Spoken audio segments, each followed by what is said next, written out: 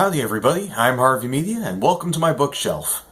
Or whatever else I decide to call this series eventually. If you weren't here for the last one of these videos, this is a series of vlogs where I just talk about my experience as someone who's a fan of superheroes from movies and TV shows, and then has been trying to transition into being a fan of these superheroes in the comics as well, trying to get into those comics that I didn't grow up with, but they're about characters that I did grow up with, and I want to become more invested in the source material for these heroes.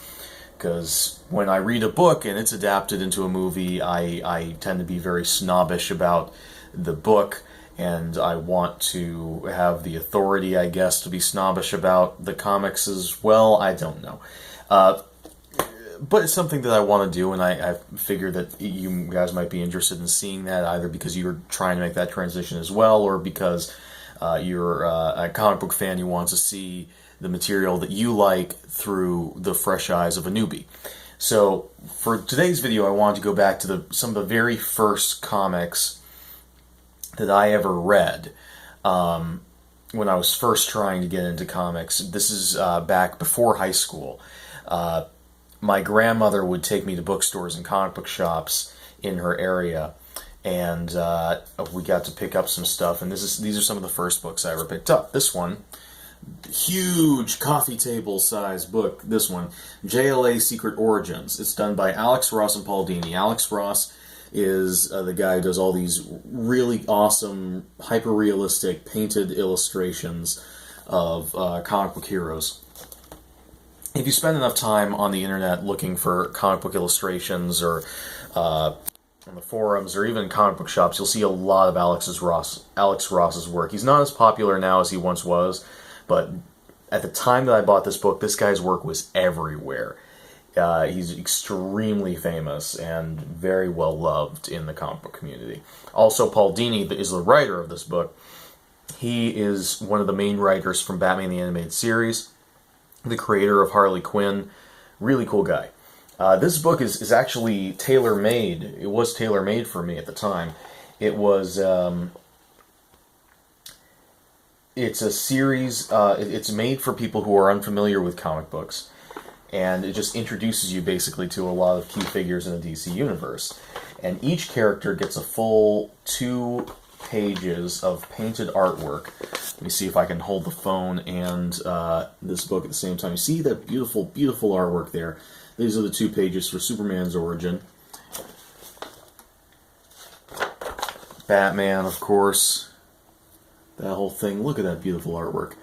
And of course, the writing is very good as well.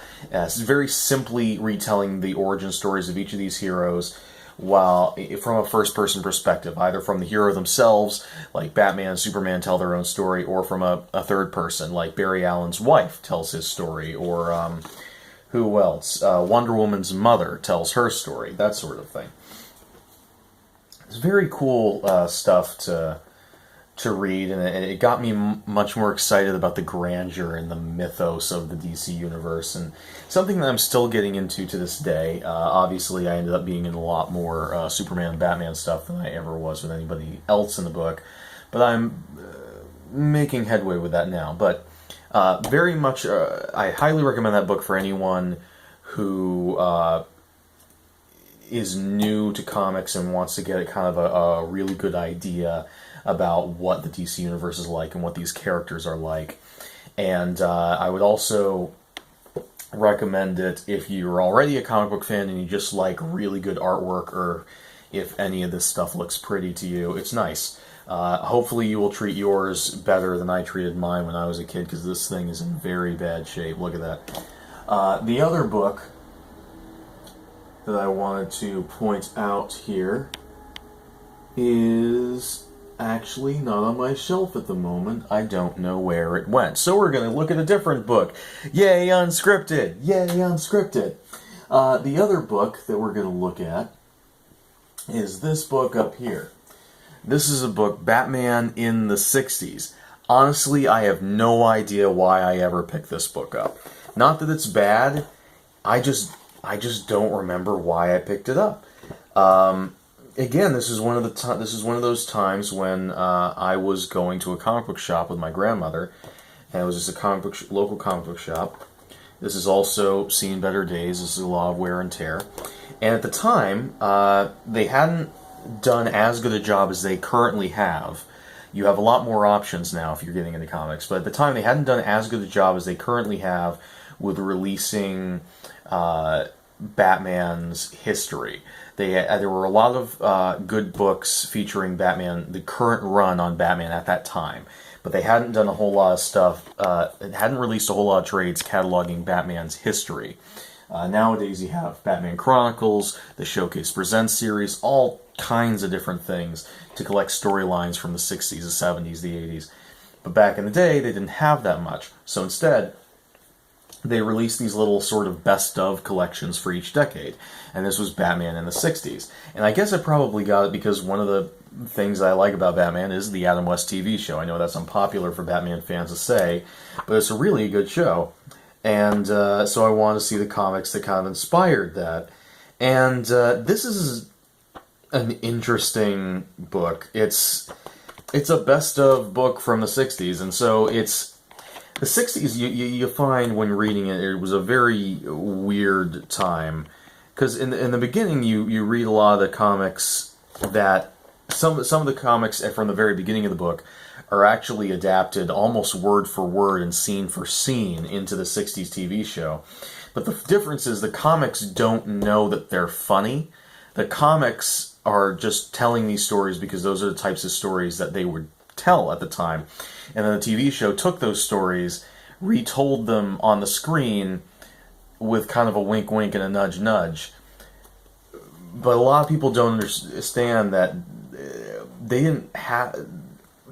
The reason why the show was so campy, it was intentionally campy, but they didn't need to make jokes. They were campy because the comics were ridiculous at the time.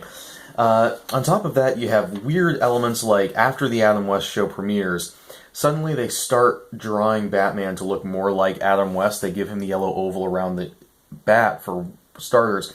But even weirder, they start drawing his cowl to make it look like it doesn't fit quite as well as it usually does.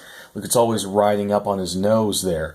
And that's because, of course, Adam West's cowl kind of rode up on his nose because it didn't fit him very well. But I'm not sure why they felt the need to adapt that into the comics. Look at that, it's so awkward. But they did. They adapted that into the comics, and I'm so confused.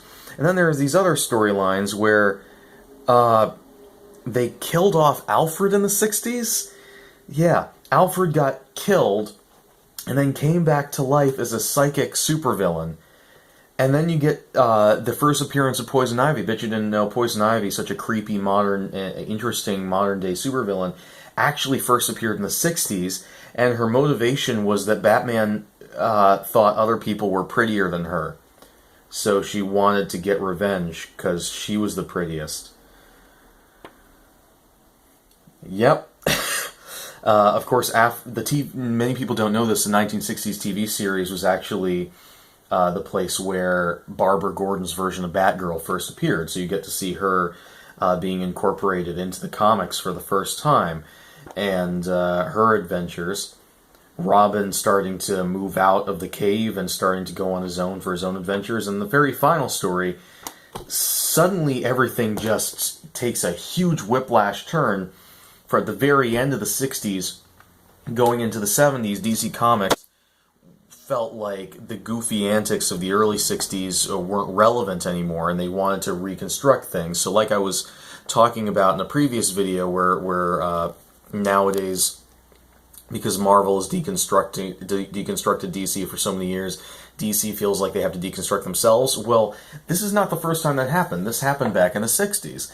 DC Comics felt like they needed to deconstruct their stuff. So, for instance, Wonder Woman became a secret agent in a jumpsuit and a kung fu master. The Teen Titans did a similar thing. Superman lost his weakness of kryptonite and became a television reporter. Green Lantern and Green Arrow got in a van and drove across America to discover themselves. And in Batman's case, he moved out of the mansion. Robin left him. He went to college and didn't come back. Well, eventually he came back, but he left. And Batman went and started living in the city and started an organization called Victims Incorporated, trying to help victims of crime. And I think Batman's transition in that time period made more sense than anybody else's, because all the other things that they were doing with the other heroes was really weird at the time. But I feel like Batman's arc in that time period made a lot of sense for his character, and continues to make sense for his character to this day.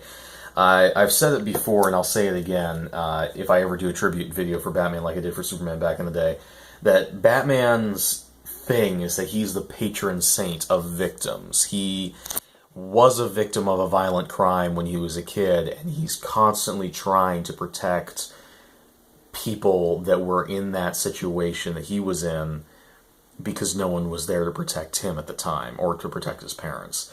So I think that the Victims Incorporated thing, while it's a little bit on the nose and a little bit cheesy by today's standards, is an interesting idea, and I think it kind of works for that thing. And also, taking Batman and turning him into more of a detective than a buffoon is always nice. But yeah, it's just an interesting path down memory lane, both for me as being one of the first real comic book books that I ever read, and also weird path down memory lane for comic book history in general, just seeing where we've come from. And I feel like it's important to see where we've come from. These characters have been around for a very long time, most of them over 75 years, Batman and Superman especially, and it's important to see where they've come from, and to really ingest that, and to acknowledge the entirety of what a hero means, not just the flavor of the month. Batman is a dark and grim knight of justice, but he's also a goofy dad, and a playboy, and a philanthropist, and James Bond, and Hugh Hefner, and Howard Hughes, and not as much Hugh Hefner. I'm not sure where that came from. Well, maybe the Adam West version, I don't know. But, yeah, I think it's important to acknowledge that history, and acknowledge your own history, of course, when talking about nerd things, especially. And remember that everyone has a place where they start from. So if you are interacting with nerds who are like, oh man, you don't know this, you don't know that, you're not a true fan, remember that everyone has their place where they start, and everyone is trying to figure things out, and everyone has their degrees to which they get into stuff. And if you're a comic book fan and someone else wants to get into comics, try and encourage them.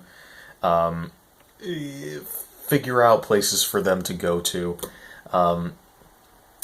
But yeah, I guess that's all I have to say about this point. Those are the two comics I wanted to talk about today, or at least one of them, and the other one was a last-minute substitution because we're unscripted.